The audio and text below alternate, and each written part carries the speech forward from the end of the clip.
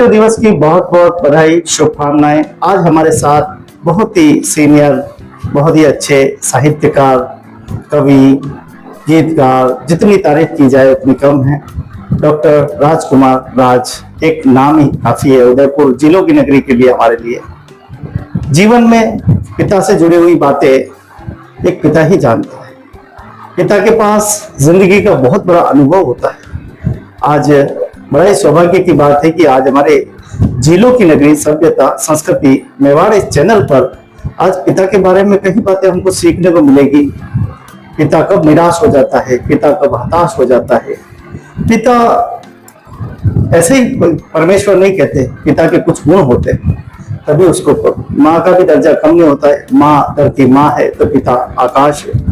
आइए बड़े सुंदर भावों के साथ हम परिचित होते हैं डॉक्टर राजकुमार राज। स्वागत है आप। सबसे पहले तो पत्रकार जी, आपका बहुत बहुत अभिनंदन कि आप मेरे घर पधारे और पितृ दिवस के उपलक्ष्य में आप मुझसे अपनी रचना जो सुनना चाहते हैं, ये मेरा सौभाग्य है और बहुत ही खुशी के साथ मैं अपने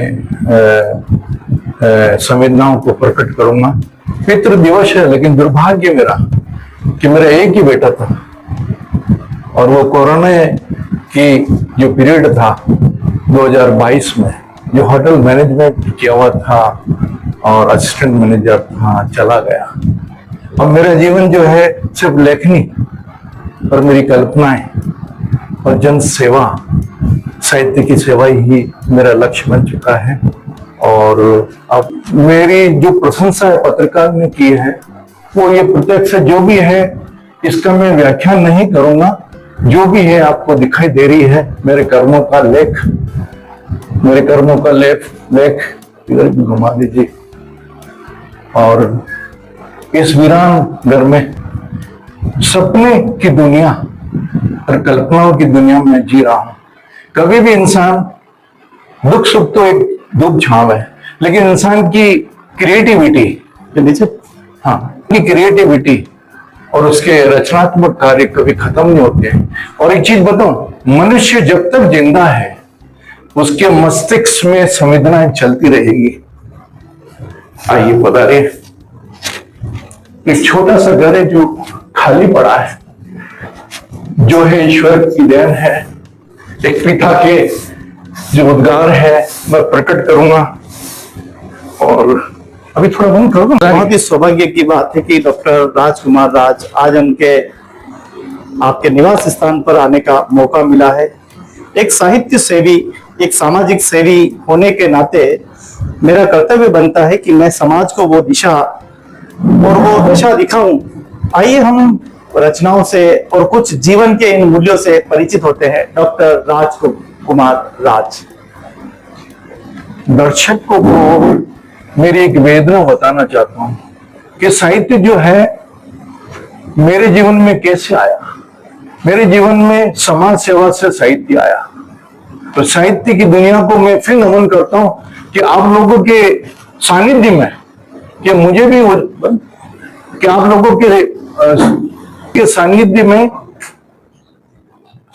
आप चाहो तो रिपीट कर सकते हैं, अब भी वो कर लो कि मुझे को प्रकाश मिला और आज मैं एक ख्याति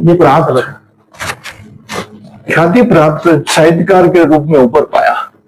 ये मेरा वो जगह है जहां पर मैं एकांतवास है, ये मेरा तप है। यहां पर मेरे शब्दों का उदय होता है, उद्गम होता है और मेरी रचनाएं बन पड़ी थी। आपके आने से पूर्व थोड़ी देर पहले ही मेरी अंतिम लाइन खत्म हुई थी। अब ये छोटा सा परिचय दूं। आप ये पूछ रहे हैं कि आप कहां पुरस्कार, मेरी कोई पराकाष्ठा थी ना जीवन में, ने सोचा कि मैं पुरस्कार मिलेंगे या सम्मानित होऊंगा। लेकिन सच्चाई यह है कि समाज सेवा की वजह से दिल्ली के 2004 में दिल्ली के ताल कटोरा स्टेडियम में मैं बाबा साहब भीमराव अंबेडकर की कविता बोला था। कविता के अंदर था एकलव्य और उस पर मुझे राष्ट्रीय पुरस्कार मिला, डॉक्टर अंबेडकर फेलोशिप। यूं कई पुरस्कार मुझे मिलते गए। मेरी पत्रिकाओं में जिला स्तर की या राज्य स्तर की या राष्ट्रीय स्तर की पत्रिकाओं में छपता रहा। मैं राजस्थान पत्रिका में भी छपा हूं कई बार, और शेखावाटी के लोगों ने मुझे बहुत योगदान दिया।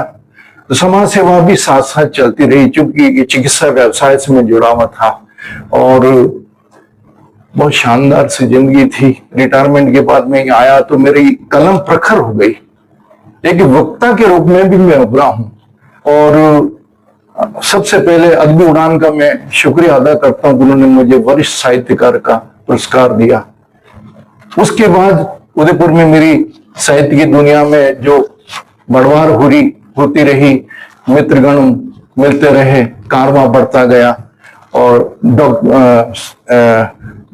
डॉक्टर एपी अब्दुल कलाम समता साहित्य से मैं पुरस्कृत हुआ गैंगटॉक सिक्किम के अंदर, वहां के मुख्यमंत्री द्वारा। उसके बाद एक और बड़ा योगदान उदयपुर में मुझे हिमाचल प्रदेश की एक संस्था है सायरा ने कारवां, इसने भी मुझे राष्ट्रीय पुरस्कार से सम्मानित किया है।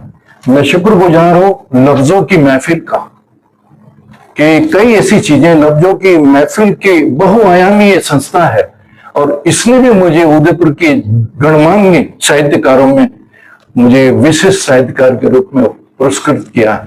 और योग देखिए, संयोग देखिए कि डॉक्टर कविता किरण जो राष्ट्रीय स्तर की कवित्री है, उसके साथ में सम्मानित हुआ। ये मेरे लिए गौरव की बात है। अब बात यह है कि आज पैतृक दिवस है, एक पिता पुत्र का संबंध क्या होता है वो मैं जानता हूं। एक शोले फिल्म के अंदर था, एक साहित्यकार का एक डायलॉग है कि एक पिता के कंधे पर बेटे का जनाजा। वही चीज मेरे साथ हुई कि कोरोना के काल में मेरा बेटा चला गया, जो होटल मैनेजमेंट में पीजी डिग्री था। उसको एम्बुलेंस में मिल आया और मैं बिल्कुल जीवन के एकांत वास में मैं समाहित हो गया। यूं समझो कि अगर उन गम और उन परिस्थितियों को मैं अगर लेता, अपने दिल पे लगाता, तो शायद मैं आज जिंदा नहीं होता। और शुक्रगुजार हूं मेरी कल्पना का, मेरी कलम का, जिसकी वजह से आज मैं यहाँ बैठा हुआ हूं। और आज मेरी ये कविता, आपका अनुरोध है कि मैं अपनी कविता जो है आपके समक्ष प्रस्तुत करूं, जो वर्तमान अभी लिखी है मैंने उद्गार के रूप में। तो बहुत बहुत धन्यवाद। काफी सारी प्रेरणाएं जो है मिलती है हमें डॉक्टर राजकुमार राज साहब से। मैं बहुत लंबे समय से आपसे जुड़ा हुआ हूँ, बहुत ही आपकी रचनाएं पढ़ता हूँ कि रचनाओं में दर्द होता है, ताकि न जाने कितने स्वरूप है, हम उनको पहचान नहीं सकते। लेकिन जहाँ सत्य है, जहाँ इंसानियत है, जहाँ धर्म है, जहाँ मान सम्मान है, वह पिता आज भी जिंदा है। लेकिन जहाँ नफरत की दुकानें हैं, वहां पर पिता आज भी शर्मिंदा है। कि जब बेटे कहते हैं बड़े होके, तुमने मेरे लिए क्या किया है, जो सब करते हैं तुमने भी किया है। ये शब्द जब पिता सुनता है तो उसके दिल पे न जाने कितने जख्म उभर आते हैं। मेरे पिता ने शायद मेरे लिए जितना संभव हो किया। मैं ये सोचता हूं कि मैं अपने बच्चों के लिए क्या कर सकता हूं। मैं अपनी कविता का उच्चारण करूं, ये बच्चा देखिए, जीवन कभी खत्म नहीं होता। पुत्र मेरा जा चुका है ईश्वर के पास, जिसका था वो उसने ले लिया। पिता की महिमा और पिता को समर्पित। लेकिन जीवन, आप कभी जीवन समाप्त नहीं होता है। इसको देख लीजिए, ये मेरा दोहिता है, आज यही मेरा बेटा है और इसने मेरे जीवन की आस जगाई है, मेरे जीवन की धड़कन है, मेरी आरज़ू रहे हैं, मेरी उम्मीदें हैं, मेरे भविष्य की आशाएं इसके साथ जुड़ी हुई है। और मैं जब तक जीवन मेरा रहेगा, और मैं ईश्वर से कहता हूं मेरी धड़कनें चलती रहे, मेरी सांसें चलती रहे, तो मैं इसको बना लूं, ये मेरा कल सहारा बन जाएगा। और मैंने अभी होठों तक पे भी नहीं बोल पाया हूं, तो हो सकता है पहली बार स्क्रीन पे आ रहा हूं और ये होठों से मैं पिता की महिमा, पिता को समर्पित, पिता से पहचान धरा पर, गिरधर बसंती बगिया की हरियाली सौगात, ईश्वर का मंत्र, सृष्टि प्रकृति, नील गगन, जन्मदाता, इस जीवन का आधार। बहुत बढ़िया। गुरुवर से आप मार्गदर्शक, चंदन की खुशबू, धीरज, धर्म, सपनों के आदर्श, आंगन के बागवान, कुल के देवता, रक्षक भी, आत्मजी, प्रेम करुणा के दीपक, संघर्ष के भी विश्व पितामह, त्याग, तपस्या, उद्घोष, महिमा लिए पुनर्जन्म, चरणों की धूल में मैं अभिषेक करता हूं, करूं नतमस्तक आपके दायित्व के आदर्श, जीवन का अंश आपके गुण सूत्र, विश्वास के वट वृक्ष, करते संस्कारों का अनुसरण, टीवी में भी मुझे मार्ग दिखाया, धवल किरणों में पाता हूं सूर्य का मैं दर्पण, रंग रग में दौड़ता आत्मविश्वास मेरे रक्त में, रग रग में दौड़ता आत्मविश्वास मेरे रग में, गौरव ललाट पर गर्व के रंगों का है तिलक, बोध वृक्ष की डालियों पर अमर लताएं लिपट रही है, राहों पर पुलकित अंकुरित फसलें अग्रसर। वाह, क्या बात। लोक परलोक जीवन चक्र, उद्गम शक्ति, प्रेरणा के आप उत्कर्ष,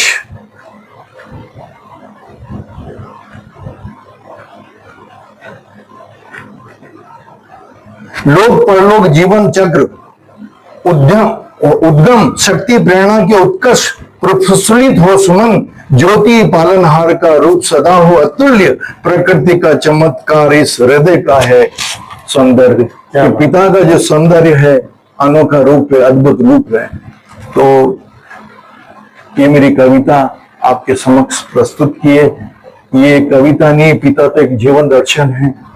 71 वर्ष का मेरा जीवन चल रहा है और इतने अनुभव, और पिता क्या नहीं करता, उसके जन्म से लेकर मृत्यु तक।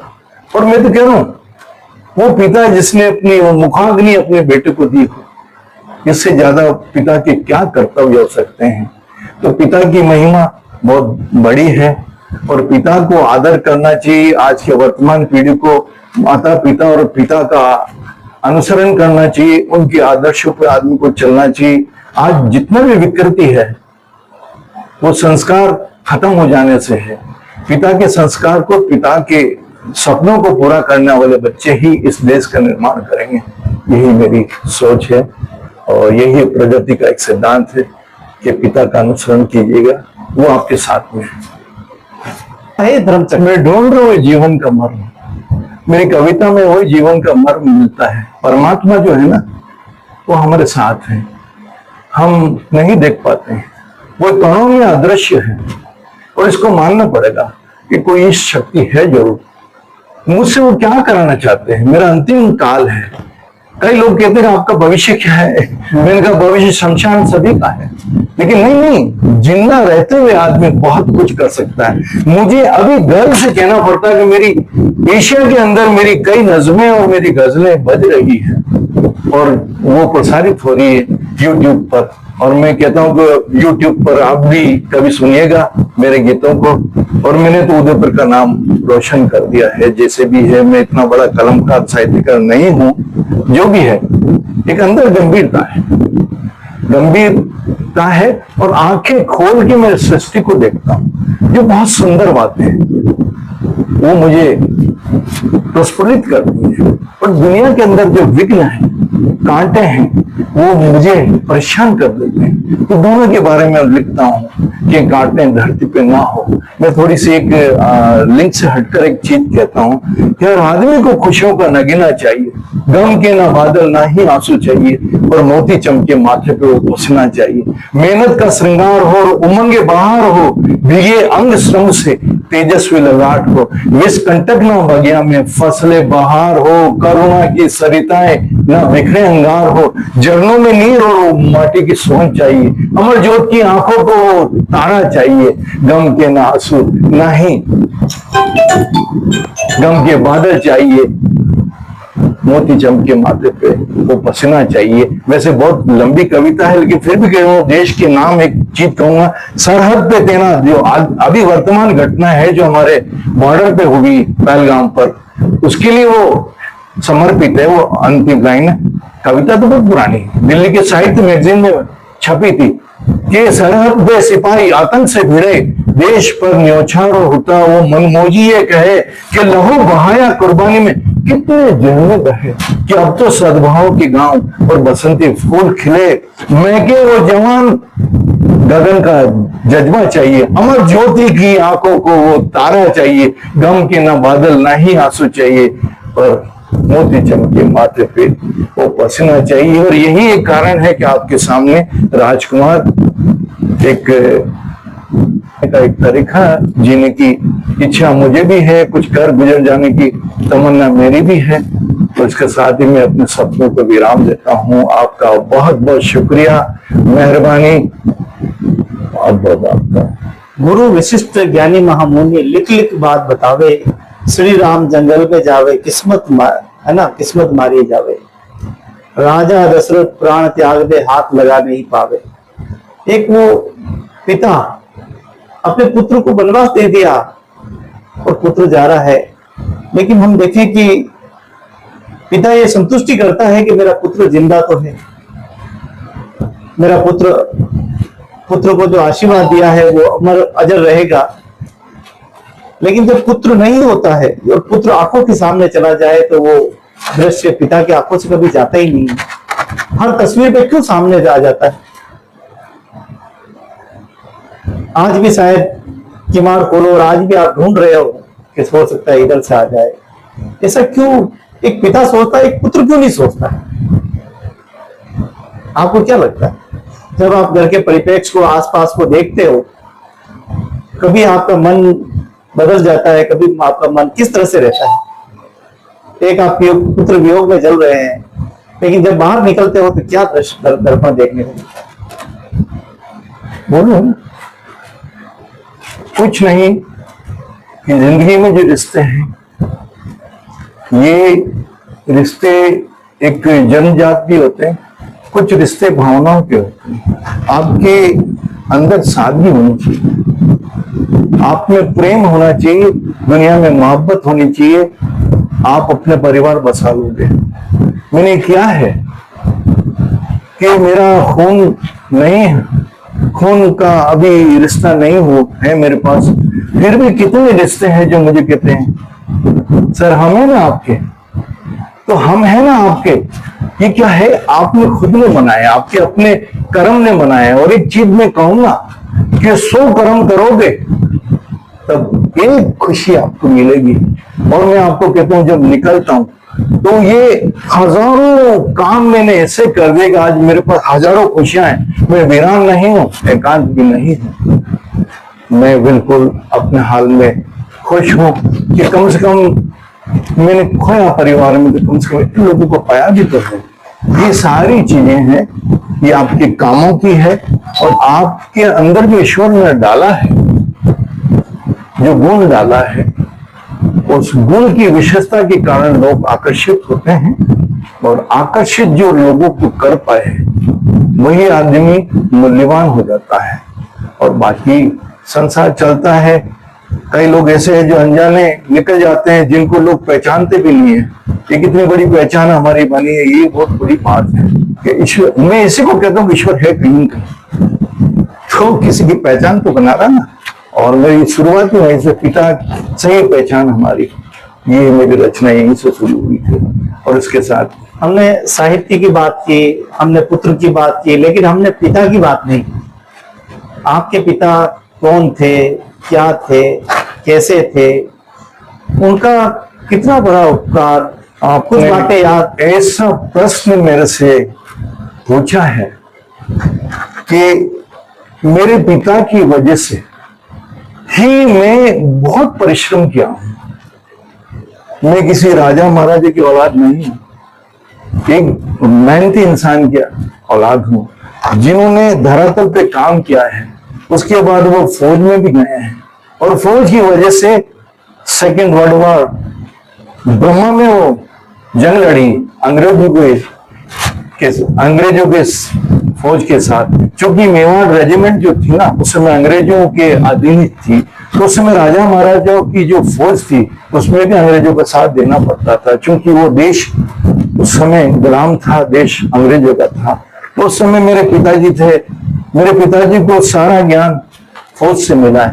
मेरे पिता ने कराची और लंदन तक देखा है फौज के कारण, क्योंकि वो अंग्रेजों के साथ में थे। मेरे फादर, ये पीछे तस्वीर लग रही है, ये मेरे पिता की है, और एक पिता पर मैंने अपनी कविता लिख रखी, ये मेरी माता की, और इन पर मैंने कविता लिखी। इन्हीं का गुण मुझे आया।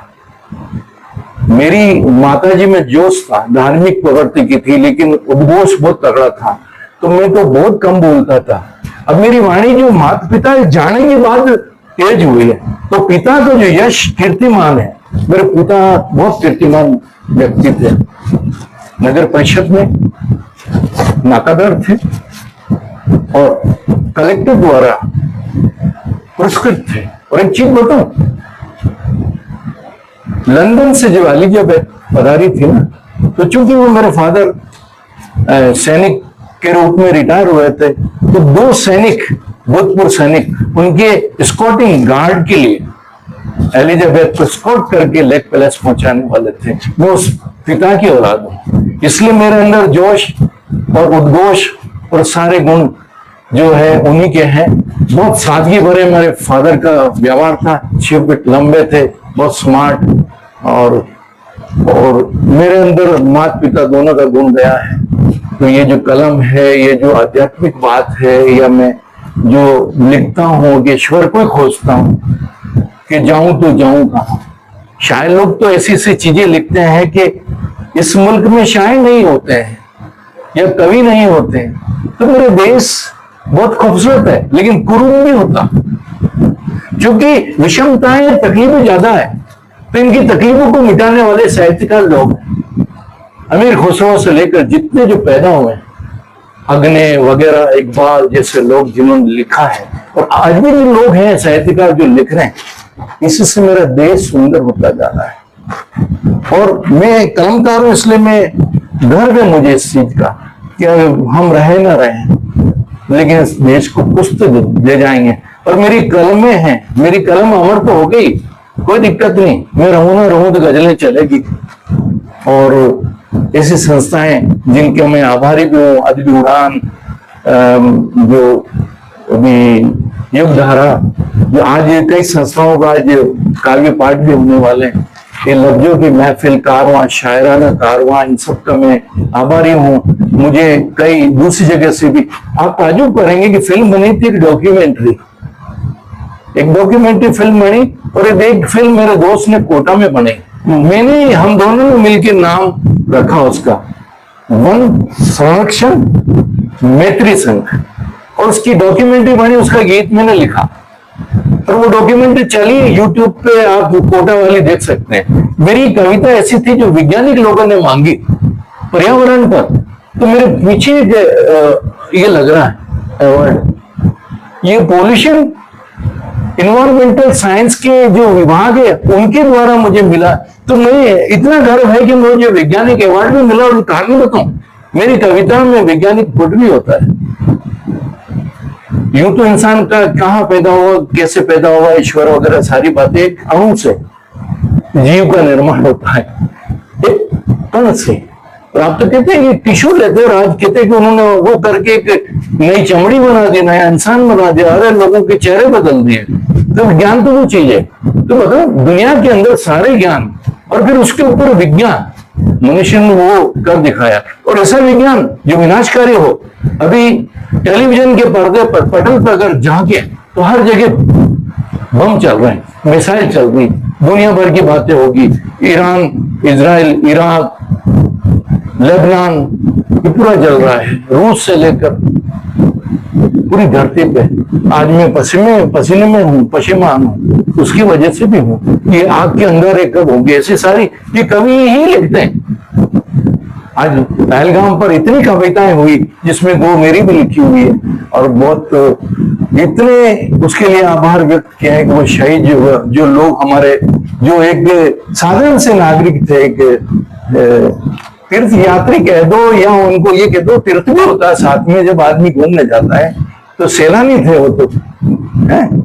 और उनके साथ ऐसी घातक चीज होगी, पहले भी हुई थी, गुजराती लोग मारे गए थे। तो ये जो हिंसाएं हैं, हिंसा को कंट्रोल करना भी शायद साहित्यकारों का योगदान है।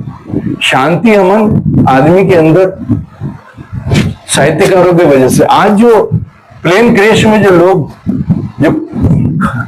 जो गुजरे हैं, आज उसके परिवार को संबल देने वाले साहित्यकार हैं।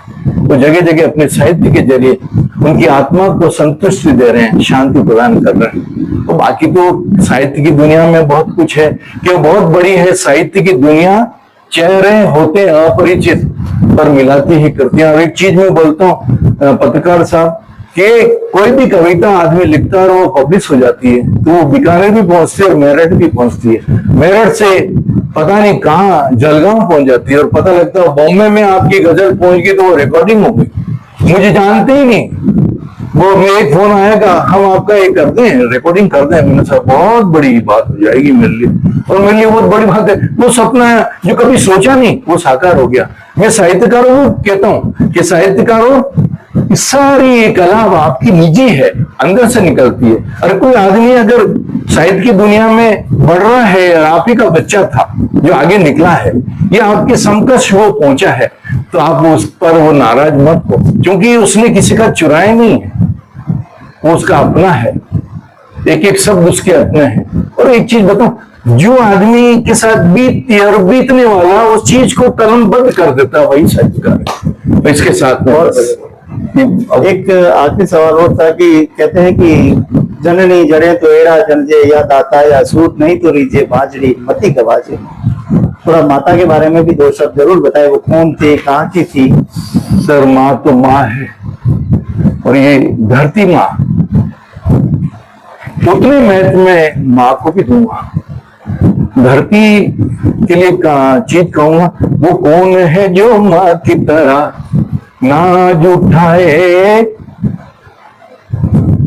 खेतों को संवारे, वही धरती वही धरती। ठीक उसी तरह माँ है जो हमें जन्म देती है, 9 महीने उस पुत्र को रखती है। और एक चीज बताऊं, घर के परिवार के संस्कार बाद में उसके पेट में संस्कार शुरू हो जाते हैं, वहीं से गुण आते हैं। वैज्ञानिक ये कारण ये भी है कि जो जीन्स है, जो आपके अंदर जो आरएनए डीएनए आ रहा है, वो अब मैं साहित्य के बीच में विज्ञान की बात कर रहा हूं। ये सत्य है कि कण उसके बच्चे के ऊपर गिरते हैं, वो कण गिरते हैं, उसके निर्माण, शिशु के निर्माण के साथ, वृद्धि के साथ उसके अंदर कण गिरते हैं, एक एक कण न्यूरॉन के गिरते हैं। और वही गुण, लक्षण, वही रूप, ये माँ सुंदर है तो उसी तरह वो सुंदर पुत्र भी पैदा होता है। और एक चीज यह है कि माँ जब वो दूध पिलाती है, तो जितने संस्कारी और बहुत विचारिक माँ होगी, तो उसके दूध में वो विचार, उसके संस्कार, वो सब दूध के अंदर आ जाते हैं। उसका शौर्य भी उसमें आएगा, वीरता भी आएगी, प्रकटता भी आएगी। और एक चीज बताओ, छोटी सी बात है, फिर वैज्ञानिक बात कहूंगा, कि पिता के गुण जो आ रहे हैं, जो पिता थे उनको देख के मैं हमेशा वो कहते थे, वो चिंता करते, बेटा इसमें जाना चाहे तो चल मैं बात करूं, इसमें जाना चाहे तो चल बात करूं, तो बेटा मेरे ऑफिस में भी है जगह खाली, तू अप्लाई कर दे बेटा। मैंने कहा नहीं, मैं तो डॉक्टर बनूंगा, लेकिन मेरा सपना है। चूंकि वो स्टेथोस्कोप में जब जाते हैं तो वो बहुत अच्छा लगता है मुझे, और भाई साहब नर्सिंग में है, इसलिए मैं तो मेडिकल में जाना चाहता हूँ। मैं चाहता तो नर्सिंग में चला जाता और बहुत पहले, लेकिन ऐसा नहीं, वो मेरा सपना साकार हुआ। और मेडिकल साइंस में भी मैं रिसर्च और अनुसंधान की प्रक्रियाओं तक में गुजरा हूँ। अब तो क्या उत्पत्ति कहाँ हुई, कुछ भी नहीं, हमारी प्रकृति ये संसार ये माता है, और वही माता जो जन्नत जिसे कहते हैं, मेरी धरती जन्नत है, वही जन्नत हमारी माँ है, उसी से हम निकले हैं। अब माँ चली गई। और एक चीज बताऊं, कभी लाडला बेटा होता ना, तो मैं बहुत लाडला था, मैं माँ माँ मुझे कुछ देगी कि नहीं तुम। वो बात यहाँ मेरी माँ मुझे नहीं देती थी। बोले नहीं बेटा, तू तो मेरा राजा है, तू राजा बनेगा और मेरा आशीर्वाद है, तू इतना बड़ा बने जाए मेरे लाल मेरे पुत्र। तो यही बात हुई। और मेरी जब मैं श्रद्धा सुमन जब उनकी अस्थि कलश लेके जब मैं वहां गया हरिद्वार, तो मेरी कलम में वो निखार आया कि तो वहीं से मेरी कलम शुरू हो गई। मेरे अंदर जो है तीसरा नेत्र खुल गया, भगवान शिव जी कहाँ से प्रकट हुए। और मैं कह रहा हूं, हो सकता है कि कोई दरवेश हमारे शरीर में आ गया है, वरना ये अनहोनी बात। मनुष्य बहुत साधारण होता है। मानसिक के विज्ञान की अगर मैं बात करूं तो आपका सोचना चिंतन सब आपके न्यूरॉन पे है। आपके अंदर ऐसे रसायन है जिसकी वजह से आप में गुण आते हैं। लेकिन एक चीज बताऊं, है तो ईश्वरीय है ना, वो प्राकृतिक है। वो न्यूरॉन कोई विज्ञान ने नहीं दिया, वो तो आपने स्टडी करी कि वो न्यूरॉन, तो वो गुण आदमी में वंश और वो गुण आते हैं। इसलिए मैंने एक जगह लिखा कि तेरे रग रग का अंश है मुझ में। और ये सत्य है कि वो जो लताएं जो तेरे वृक्ष पर लिपटी हुई है ना। माता का नाम क्या था और उनकी गोत्र क्या था? मेरी माता सुंदर देवी थी और मेरे पिताजी का नाम था गिरधारी लाल जी राठौर। तो उनकी वजह से मैंने मेरी कविता में गिरधर नाम दिया है। पिता के नाम से आपकी पहचान है, ये गिरधर मेरे है। गिरधर, क्या बात ये है। और मेरी तो माँ ममता की देवी थी, सुंदर थी, बहुत सुंदर। उसी का रूप मुझ में भी आया है, कटका दी, और मेरी आंखों में भी वही है, नूर है। जन्नत का नजारा हम में भी है। कल चले जाएंगे। लेकिन एक चीज बताऊं, एक शायद लोग जो है फिल्मों में भी लेते हैं, रहे न रहे हम, रहे न रहे हम, महका करेंगे बन के कली बन के क्षमा राहें पुकारे, रहे न रहे हम। थोड़ा सा जिसकी वजह से आज हम बैठे हुए हैं, हाँ हाँ, गृहलक्ष्मी को नहीं भूलना चाहिए। क्या बात है। क्योंकि उसी ने ही हमें जीवन जीना सिखाया। कभी वो पल दो पल के लिए आती है, कभी वो जिंदगी बना देती है। ऐसी अर्धांगिनी के लिए दो शब्द जरूर बनते हैं। दो शब्द में क्या कहूं, पूरा जीवन हो है, बिना उसके जीवन अधूरा। मतलब वो तू जो नहीं है तो कुछ भी नहीं है, उसके बगैर जीवन कुछ भी नहीं है। और एक चीज बताऊं, आज मेरा साहित्य जो बोल रहा है, जो मेरी नज़में जो गई गजल, उसके अंदर 3 गजलें इसको समर्पित थी।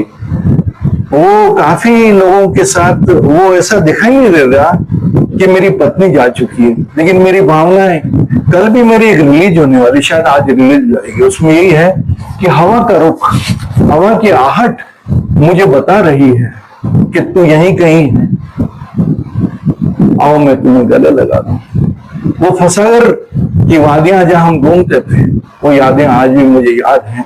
और बताऊं, उनके बगैर भी जी रहे हैं। और बताऊं, यादें जो हमें साथ जो बीता है, वो पल, वो लम्हे हमें जिंदा रखे हुए। और हमेशा आदमी को पॉजिटिव चलना चाहिए कि वो चला गया तो मैं भी चला जाऊं। ऐसा भी नहीं है, कई लोग कई कवि बहुत गंभीर चीजें भी लिखी हैं कि दुनिया में वो छोड़ के जाने वाले हैं। ऐसा कोई नहीं, ऐसा कुछ नहीं, उम्मीदें हैं।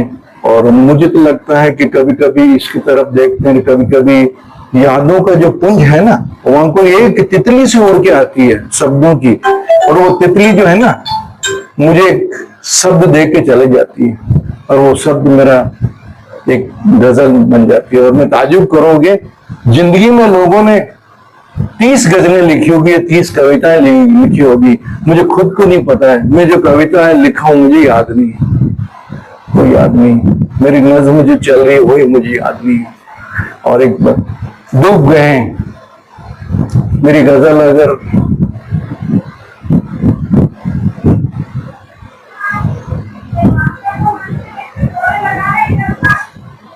बहुत बहुत धन्यवाद। क्योंकि मैं भावुक हो गया हूँ। बहुत लंबी बात हुई। कहते हैं कि रिश्तों की कदर तब होती जब रिश्ते नहीं रहते। पिता की कदर तब होती जब पिता नहीं होता है। पत्नी की कदर कब होती है जब पत्नी नहीं होती। बेटे की कदर तब होती है जब नहीं रहते। रिश्तों की कदर करना सीखिए, सिखाइए। यही तो दुनिया का मकसद है, यही जीवन है। क्योंकि सबसे बड़ा डॉक्टर तो वो परमात्मा है जो हमारे तकदीर में जो लिख देता है वो होना तय है। लेकिन फिर भी उसकी बड़ी दया है, उसकी बड़ी करुणा है कि हमें कष्ट में नहीं छोड़ा, आज इस लायक बनाया।